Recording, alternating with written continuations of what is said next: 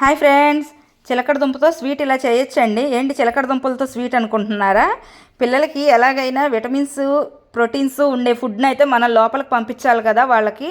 అందుకోసమని ఇట్లా డిఫరెంట్ రెసిపీస్తో వాళ్ళని అట్రాక్ట్ చేయడమేను. అయితే ఫస్ట్ అయితే చిలకడ దుంపల్ని ఇలా పీలింగ్ అయితే చేసేసుకున్నాను నేను.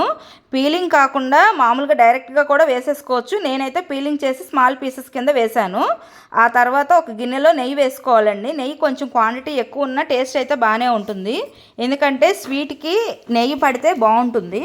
ఈ పీసెస్ అన్నీ బాగా పైకి కిందకి బాగా కలిపుకోవాలండి. అడుగుంది పైకి, పైది కిందకి నెయ్యి, ఎందుకంటే నెయ్యి అనేది అన్ని పీసెస్కి పట్టాలి కదా. ఆ తర్వాత పీసెస్ మెత్తబడడం కోసం ఒక ప్లేట్లో నీళ్లు పోసి పెట్టడం వల్ల స్టీమ్ వచ్చి ఆ ముక్కలు అయితే మెత్తబడతాయి అన్నమాట.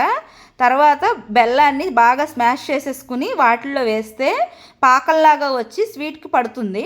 మధ్య మధ్యలో అడుగంటకుండా కలిదిప్పుకుంటూ ఉంటే స్వీట్ అనేది మనకి రెడీ అయిపోతుందండి. ఇట్లాంటి మనకి ఇంట్రెస్టింగ్ రెసిపీస్ కోసం please subscribe and like my channel. Bye friends.